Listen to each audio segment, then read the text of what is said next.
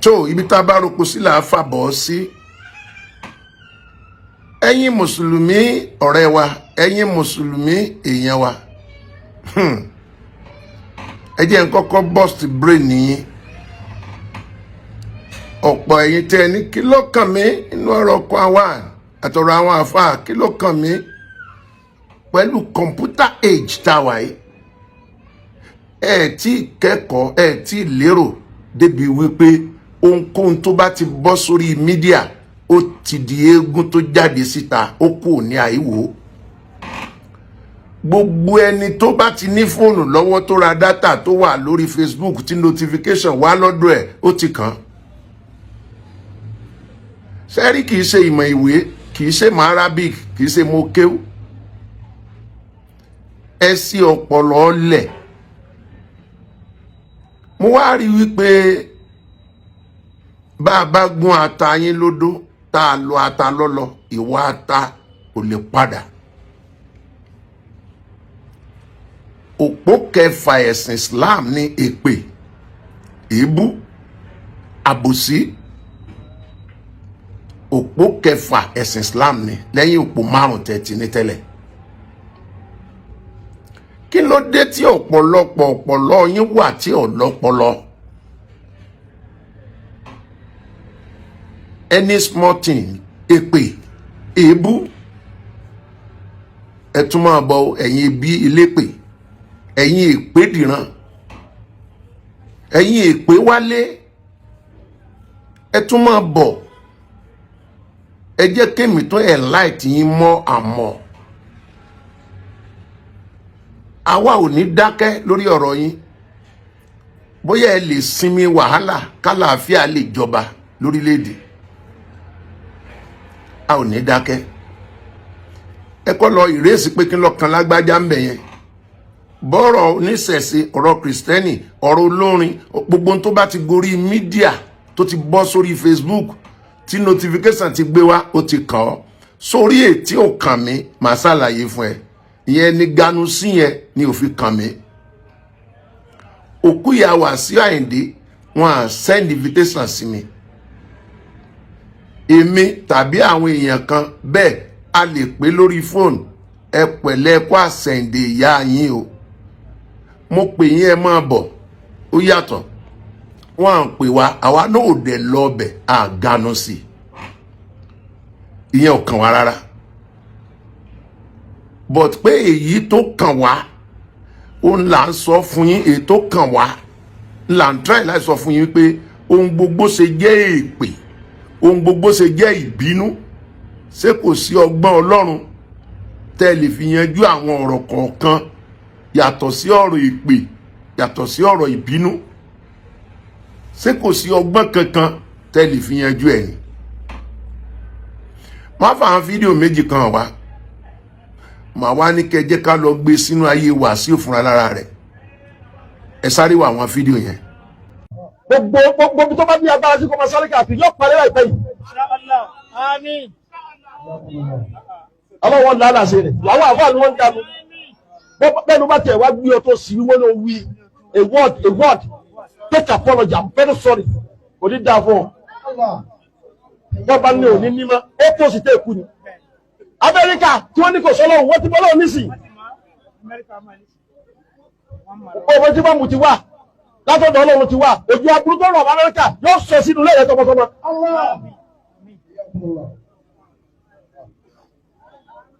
Ẹ lọ farabalẹ̀ wọ́n náà tẹ́ bá náà àfa àtọ́láyé àfa àtọ́láyé àṣebáàrí o àṣebáàrí àwọn tẹ́bí hàn àwọn tó ọmọ ọlọ́mọ àwọn tẹ́jọ́ pàdé. ìtẹ́lájú Wasiu ṣeun pálawà fà ń gẹnu sí kò dùn mí tọ́pọ́lọ́jì tán ní ká ṣe tẹ́lámù òní ṣe. Allah lè á ń bọ̀. lákẹ́nu ẹ̀ ìyẹn ló dùn mí jù. ẹ wá ná ṣé kò sáfà àmọ́ ni bó bá ní ò sáfà àmọ́ kò sọ́ làwọn ọba mọ́ lórí káwọn èèyàn wá gẹnu kì í ṣe problem. àdámọ̀ ṣúgà tí ṣúgà bá ti dùn yóò rẹ́ra pé bò ó ń bílẹ̀mù Ọlọ́run kó fi tán gẹnu sísí ọlá nù. Allah. so déédéé bó ṣe wá wí wọ́n wá ń gẹnu kò lè fọ́lọ́hún Ọlọ́run tó plọ́ọ̀gì ẹ̀ ni ó lè yọ yóò sì yọ tán gẹnu síkò ń bẹ̀ kò lè. Allah. kọjọ́ méje tó wá pé tá a bá tẹ́ndà apology sẹ́yìn tó tọ́lọ̀ wọ́n fún ayọ̀ kò ní sọ o ìjọ tọ́lọ̀ bá lé aburú sí yẹn náà kọ́ ni máa ń bẹ̀rẹ̀ o Allah. ìjọ nǹkan ni ó bẹ̀rẹ̀ o àmọ́ yóò bẹ̀rẹ̀ kèé ṣépè torí wọ́n ti ta gbogbo àfa yìí láyà lójú àwọn àfa àtàjòkò àìsùn ni ẹ̀ ní tẹ́fẹ́ apology fún. Wàsíù yìí na madman olóṣèlú. ẹ jọ̀wọ́ pẹ̀lú ń tẹ́ rí i. Number one, gbogbo wa Wàsíù Àyìndé ní gàràgàrà ní àwọn ọ̀rọ̀ tó lágbára tó burú ọ̀dọ̀ ta ló ti kọ́ tí a bá ní ó mú nǹkan ni a jẹ́ pé àwọn àfáà náà mú àwọn nǹkan kan tó jọ mọ́ tiẹ̀. Fídíò méjì tí mo mú wá yìí ẹ kíyèsí o 200 over 200 ló wà lórí mídíà tó ní kálukú ti ń lérí tá à ń fún lọ́jọ́ ikú máa pa tí ẹ̀ máa ta ayé ẹ̀ máa bàjẹ́ ó máa dẹni ilẹ̀ kò ní jẹ́yàn mọ́ ìranu ṣúgà rẹ̀ ó máa kú ni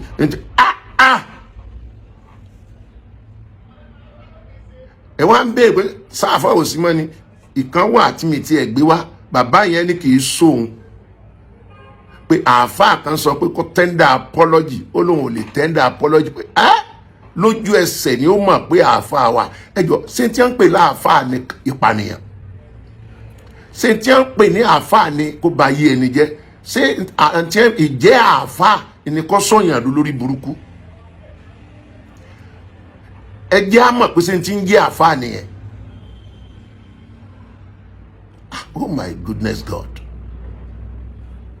Àti ẹ̀gbọ́n àwọn ìrépé àwọn amúgbálẹ́yìn àwọn ọmọ ilé ikú àwọn ọmọ ní drug àwọn ọmọ ní kólóòsì tán kan máa bọ́ sórí comment section tán máa sọkúsọ àti ẹ̀gbọ́n àwọn yẹn òwú ìyá àgbà lọmọ ràn but ẹ̀yin tẹ́ jẹ́ àgbàlagbà ṣé kò sí bẹ́ẹ̀ ṣe lè paná ọ̀rọ̀ kò sí bẹ́ẹ̀ ṣe lè bomi tútù sí ọ̀rọ̀ ju wípé tí ẹ ò bàjẹ́ ẹ pa ẹ jẹ́ kí n béèrè ṣé ó rí ìṣá àbí threatening lásán ni ṣé n tẹ́ ẹ sọ yẹn só rí àbí threatening ẹ jẹ́ n sọ implication ẹ̀ fún yín tí ó bá tí yé yín báyìí èyí tẹ́ sí ń béèrè pé kí lọ́kàn pásítọ̀ kí lọ́kàn takú ti Jésù yẹn ẹ jẹ́ kí nǹkan ṣe Wàsíù Àyìndé lẹ́yìn ọjọ́ méje lẹ́yìn oṣù mẹ́ta even lẹ́yìn ọdún kan sísìn ẹ jẹ́ kí nǹkan kan ṣe tó lágbára ẹ rí i pé àwọn tó ní wọ́n máa dìde wọ́n wá bọ́ sórí mídíà wọ́n wá lọ wá àwọn fídíò tẹ́ fi threat yẹn threat of life yẹn wọ́n wá lọ wá a jáde àwọn fídíò threat of life yẹn wọ́n wá lọ wá a jáde wọ́n wá gbé tí ń sẹ́gbẹ̀ẹ́ wípé ó ganu ṣe bó ganu ló ń wí now ó ganu yẹn wọ́n yìnbọn lù yín ni ó ganu yẹn wọ́n fọ̀bẹ gún yín ni ó ganu yẹn ó ṣépè fún yín ni now ètẹ́yìn ń ṣe threat of life ni ẹ pa ẹ bá tiẹ̀ jẹ́ ẹ sọ́dẹ̀ nílẹ̀ ẹ jẹ́ kó mọ̀ pé àáfàá wà ẹ mọ̀ pé ẹ ti ń kọ́ àǹkọ́ síra yín lọ́wọ́ kó tí yé yín pé ẹ ti ń àǹkọ́ ara yín bẹ́ẹ̀ sí wáyé ẹ dẹ̀ ń jẹ́ káwọn èèyàn ó tì í ẹ̀yin tẹ́ ẹ lóye tẹ́ ẹ ní làákàyè nínú wọn ẹ dẹ̀ ń jẹ́ ká máa tì í kò sí tí èbú àbí pé tí í fẹ́ fi èmi ṣe ẹ lè dí mi lọ́wọ́ kí n má sọ̀rọ̀ tàbí sòtítọ́ ọ̀rọ̀ dẹ́ gbàgbé gbogbo tẹ́ bá ti gbé wá sórí mídíà irọ́ o ó ti dọjà ọjà lọ bọ́ sí eégún tó ti jáde sí gbangba ó ti kọjá pé àìwò ẹ lọ ronú ẹ lọ pìwàdà ẹ jẹ́ lẹ Yorùbá ó sinmi òní alágẹmọ kú sójú ná ọ̀la alágẹmọ kú sójú àrò ṣé tójú ò bá tààrò ojú ò tàgẹmọ ni tó bá sì yá yóò ní ìtumọ̀. mo ní béèrè kan ẹjọ́ sà ẹjọ́ mà mùsùlùmí à ń pè ẹ̀sìn ẹni ẹ̀sìn àlàáfíà bọ́ tí ọ̀pọ̀ gbà tí kéèsì kan bá ṣẹlẹ̀ tí wàhálà kan bá ṣẹlẹ̀ a rí pé a kì í lo àlàáfíà láti treat ẹ̀. Kí ló dé? Number 2, èpè, ìbínú, ọ̀rọ̀ òdì. Ó ṣe jẹ́ la fi máa ń yanjú nǹkan.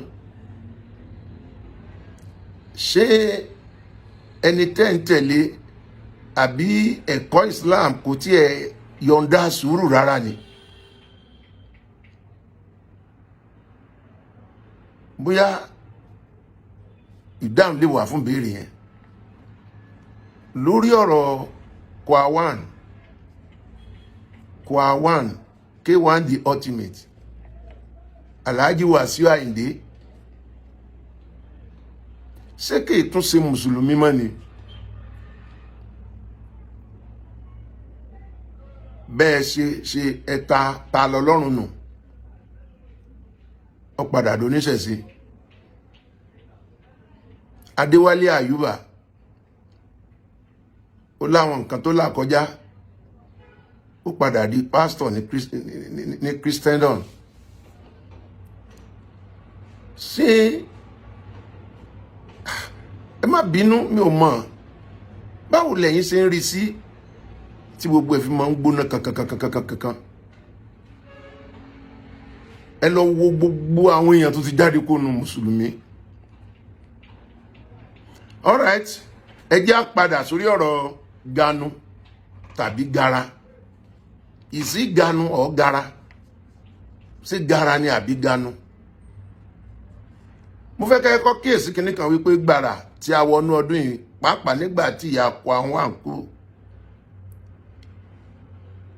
ẹ má jẹ́ á gbàgbé wípé nẹ́tíwọ̀kì Alhaji Wasiu Ayinde kò tan green, red ló tan o.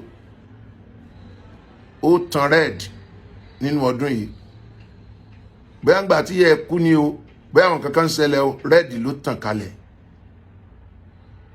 Ṣé gbàgbé kó tó kan tọ̀dọ̀ yín, òun pẹ̀lú ààrẹ Bọ́lá Ahmed Tinubu. Ẹ gbọ́ conversation wọn náà, ẹ gbọ́ bó ṣe ń answer ẹ̀ lórí ọ̀rọ̀ òkú ìyá yẹn kó tó wá kan tẹ̀yìn alálàáfà. Mo ń bọ̀ wá pè yín sáwọn àkíyèsí kan o. Number 1, ẹ jẹ́ ká gbà yí pé Alhaji Wasiu Ayinde ó ní àwọn kankan tó fi máa ń háyà ara ẹ̀. Bẹ́ẹ̀ ni ọ̀pọ̀lọpọ̀ olórin àtọ̀pọ̀lọpọ̀ aláàfà àtọ̀pọ̀lọpọ̀ pásítọ̀ míì ni wọ́n ní àwọn kankan bóyá drug àbí kankan tó fi ń háyà ara wọn. Lóòótọ́ àtòdodo tó bá wà nú èèyàn ńlọ tí máa pààyàn pa. But ẹ kíyèsí àwọn kankan wípé ó ṣeé ṣe kí iyán 20 ọdún kó máa gbóná, kó máa jóni lọ́wọ́ lọ́dọ̀ ránṣẹ́ yìí.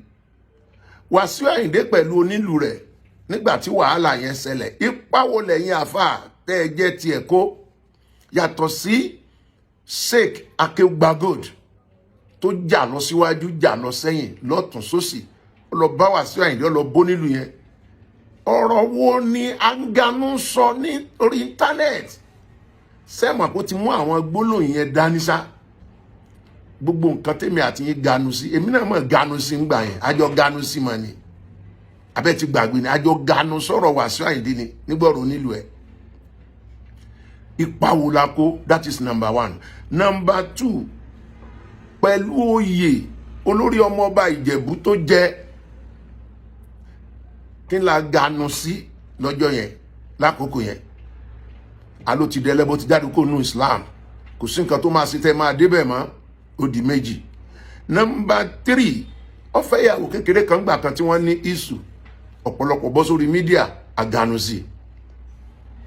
Number 4, cameraman kan ní pati, Alhaji Wasiu Ayinde bínú fún ní ìgbàrí àbí gbàtí ni, gbogbo wa la Ganu sí. Oríṣiríṣi àwọn àṣìṣe ẹ̀ la Ganu sí.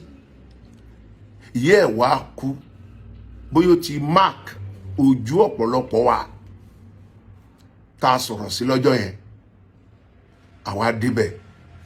Àkọ́kọ́ nìyẹn, bóyá ìyẹn 20 ọdún gbóná nínú rẹ̀. Ẹlẹ́ẹ̀kejì ni wípé ẹ kíyèsí àwọn nǹkan kankan lótìtọ́ àti òdodo. Wasiu Ayinde lójú wa ẹ lè rò pé kò gbọ́n tàbí kò mọ̀rọ̀ sọ, ẹ má jẹ́ ká rò bẹ́ẹ̀ rárá o. Ẹ gbọ́ bó ṣe gbé ọ̀rọ̀ kalẹ̀. Àáfàá lẹni tó pè wọlé tó ń bá sọ̀rọ̀ yẹn, ẹ̀rí tẹ̀sùbá lọ́wọ́ rẹ̀ tí ò bá ń ṣàfà yóò jẹ́ mùsùlùmí wọ́n jọ ń jókòó gbèrò báwo ni program ṣe máa lọ àwọn tó ju ẹni yẹn lọ wọ́n wà níta tí wọ́n jókòó síbẹ̀ ọlọ́run lọ́mọ iye wákàtí àbọ̀jọ́ àbígbà tí wọ́n ti dé sí ìta níbẹ̀ kẹ́niyẹn tó pè wọlé pé báwo ni program ṣe máa lọ nínú ẹ̀ ni gbólóhùn yẹn ti jáde wípé ilé bàbá mi ní Pọ̀tẹ́ wà ń bẹ̀ àwọn àáfàá àwọn ò lọ síbẹ̀ ó wíire o tí ò bá jẹ́ owó rẹ̀ lẹ́tẹ̀bàtì ìyá ẹ̀ ló kú òun ti dẹlẹ́bọ tàbá ti foríjìn àti wẹ̀ padà sínú Islam anyhow bí ṣe wá wù kó lè rí ṣé kò yẹ kẹ́ ẹ kẹ́sẹ̀ délé ibi tí ìyá yẹn ṣe ìyàwó sí Wàsíù Àyìndé kọ́ ló fẹ́ ọmọ ló jẹ́ fún o Wàsíù Àyìndé lẹ́gbọ̀n lábúrò lẹ́bí kò sínú àwọn àfáà tẹ́sọ pé ó yá aláàjì àwọn olẹ́yìn àtẹ̀lé wa àwọn aléèbó ní ká lọ ṣàdúrà fún wọn náà ká bá wọn dárò àti kí aláàjì Wàsíù Àyìndé tán àti jókòó a ò béèrè báwo ni program ṣe máa lọ ó wá láti sọ wípé tó bí program ṣe máa lọ ní àwọn àfáà tí wọ́n dé látàárọ̀ wọ́n ganu sí ọ̀dọ̀ ọ̀hún bí ibi tó yẹ kán lọ lọ́tún lósì gbólóhùn yẹn ọ̀dá ní ganu yẹn ṣùgbọ́n ẹ má jẹ́ àgbàgbé yóò ní nǹkan tó fi ń háyè ara rẹ̀ ọ̀dẹ̀ sí tọ́mọ eléré máa sọ ara ni wọ́n ń dá lójú ara wọn àní ẹ gbọ́ bó ṣe bá ààrẹ wa sọ̀rọ̀ náà pàdídẹ̀ ni wọ́n àlè dá sí àlè ganu sí náà ẹ wá já kúrò ń bẹ̀ yẹn ṣe bá àfáà ní Akéwùgbà Gold Akéwùgbà Gold mà débẹ̀ ẹ wò bó ṣe bá sọ̀rọ̀ gbogbo bí ìyá ẹ̀ ṣe máa ń ṣe sí Akéwùgbà Gold ẹ má jìnnà sí wa àfáà ẹ má mà jìnnà sí wa tó bá kú bìkan tó kù díẹ̀ káàtó ẹ pè wá sákèésí ó ti rí àwọn nǹkan kan níta yẹn tí ò dáa kàkà kẹ́ wá wò pé báwo la ṣe treat kéèsì yẹn even ṣe kọ́rọ̀ olókùn ìlọ́nlẹ̀ ká wá kọ́lẹ̀ into order àbí ká péyàn méjì mẹ́ta ká pé lọ sí ibì kan ká bá sọ̀rọ̀ ẹ wá gbé máìkì lé lọ́wọ́ ní gbangba pé kó máa tender apology lẹ́yìn tó jẹ́ pé ọ̀pọ̀lọpọ̀ dẹ̀ ti blast ẹ̀ lórí mídíà tó náà dẹ̀ ń gbọ́ táwọn èèyàn ń gbọ́ lórí gbólóhùn yẹn ẹni kó tender apology kí ló dé tá a lè fi sùúrù yanjú àwọn ọmọ tiwa that is my question kí ló dé tá a jogún sùúrù rárá ọ̀pọ̀lọpọ̀ wa ń lérí yóò gbà ó máa lọlẹ̀ ó máa kú ṣé tí Wàsíù Àyìndé bá dolóṣì kí ló fẹ́ gbà mẹ́ tí Wàsíù Àyìndé bá kú kí ni ìpín yín kan sọ pé lágbára gẹ́gẹ́ bí àfáà ìyẹn kì í ṣe tí Ọlọ́run fọwọ́ sí kì í ṣe Ọlọ́run Jèhófà ni mò ń sọ kò fọwọ́ sí yóò dára fún gbogbo wa ẹ bá mi pín ẹjẹ́ akọ́gbọ́n bẹ̀ ó lè ṣẹlẹ̀ sáwa kìrìsìtẹ́nì náà ó lè ṣẹlẹ̀ sóníṣẹ̀ṣe ẹjẹ́ akọ́gbọ́n bẹ̀ ẹjẹ́ àmọ̀ bá ṣe handle case ẹjẹ́ àmọ̀ bá ṣe lè handle case pẹ̀lú ẹ̀sìn olórí ẹlẹ́sìn wa àfa àgbà yẹn bẹ́ẹ̀ bàbá Faruk ni wọ́n ń pè wọ́n padà wá lo ohun tí wọ́n ń pè ní làákẹ́ àgbàlagbà pé ẹni tí yá ẹ̀ kú ara ń kan lọ́wọ́ yóò dára fún wa ẹ wà lálàáfíà o ẹjẹ́ àmọ̀ bí wọ́n ṣe ń treat àwọn kéèsì kọ̀ọ̀kan tí ò fi ní bẹ ẹ̀sìn wa jẹ́ tí ò ní sọ wá lórúkọ wọn kan tó kọ́ ọmọ lékè wọn jáde wọ́n tún ní kan lọ máa ṣépè fún wọn kan tó ń dá wákà fún oríṣiríṣi bẹ́ẹ̀ lọ afa Islam Mùsùlùmí. My name is Aki Anabi. I'm a video director and TV producer of Akomolowe on African Magic. Keep watching Drive TV. olólùfẹ́ Drive TV àti gbogbo ẹ̀yin tí Fẹ́mi Sola ẹ máa wo Drive TV. Keep watching Drive TV. My name is Wole Agba. Taking this time out to tell you all that you keep watching Drive TV. What drive ẹ̀wọ̀ ní ògo ẹ̀? What drive ẹ̀wọ̀ fulfilment? What drive ẹ̀wọ̀ bí tó bá lọ? Ó ní iṣẹ́ rìn. Ibi ni kò máa wò Drive TV. Thank you. Chloe. Drive TV. Driving you around the world.